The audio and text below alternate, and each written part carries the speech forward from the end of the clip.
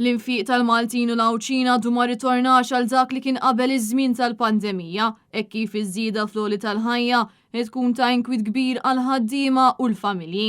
Dan ħareġ minn studju li sar mid-ditta ta' awdituri KPMG, studju li foka fuq l-infiq tal-poplu Malti u Awċi matul is-sena li għaddiet. L-istudju juri li matul is-sena 2022 in-nies nefqu 49% ta' dħul tagħhom fuq affarijiet li mhumiex essenzjali li jinkludu ristoranti u lukandi fost affarijiet oħra.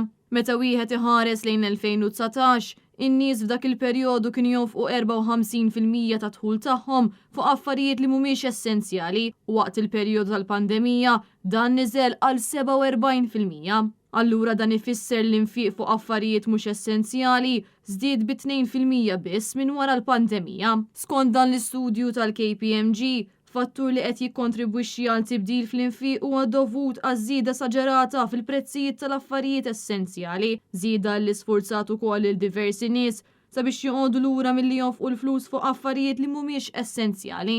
Il-KPMG sabet l-inflazzjoni żdiedet tal 7% fi frar li għadda bil-prezzijiet ikomplu jolew il-fuq. Dan l-istudju jindika wkoll li l-Bank Ċentrali ta' Malta qed jistenna l-inflazzjoni annwali suppost se tonqos xi ftit fi żmien sentejn. Din il-ġimgħa s-sit netnews.com.mt irrapporta żieda fil-prezz tal-pastizzi minn ċertu lokalitajiet. Prodotti oħra tal-ikel bħal bajt ukoll kellhom żieda fil-prezz tagħhom minn Diċembru sal-lum. Żdiedu wkoll diversi prodotti mediċinali u anke prodotti li jintużaw għal ħasil u l-iġiene personali.